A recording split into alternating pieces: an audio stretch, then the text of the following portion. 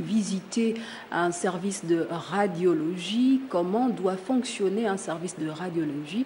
La réponse dans ce reportage. La radiologie est une activité spécifique qui implique des moyens humains et matériels ainsi que des structures spécifiques.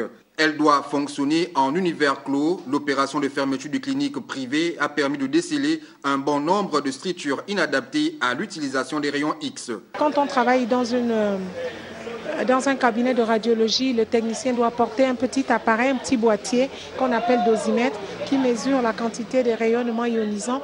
Il y a un autre boîtier qui est mis à l'extérieur qu'on appelle témoin, qui justement devrait pouvoir s'assurer que le rayonnement est bien contenu dans la pièce.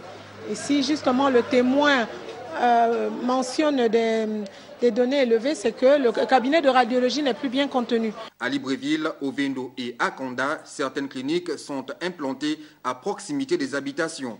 L'absence de paravent plombé ou absence de plombage des murs pourrait entraîner des dommages importants chez l'être humain. On prévoit de refaire un travail de sensibilisation, d'éducation, parce que comme je le dis depuis le début, nous ne sommes pas là que pour faire de la répression, nous sommes là aussi pour enseigner, pour la pédagogie, pour sensibiliser, pour accompagner, en sachant que justement, quand on est dans un cabinet de radiologie, s'il n'est pas bien isolé, s'il y a des fuites, ça veut dire que le dosimètre témoin extérieur relève des quantités.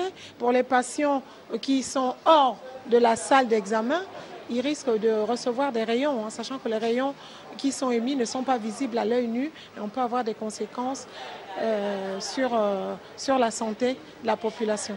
Les rayons X sont des rayons ionisants, invisibles, capables de traverser le corps humain qui les arrête partiellement. Cette atténuation du rayonnement provoquée par les différents composants du corps humain permet en radiologie de réaliser une image diagnostique.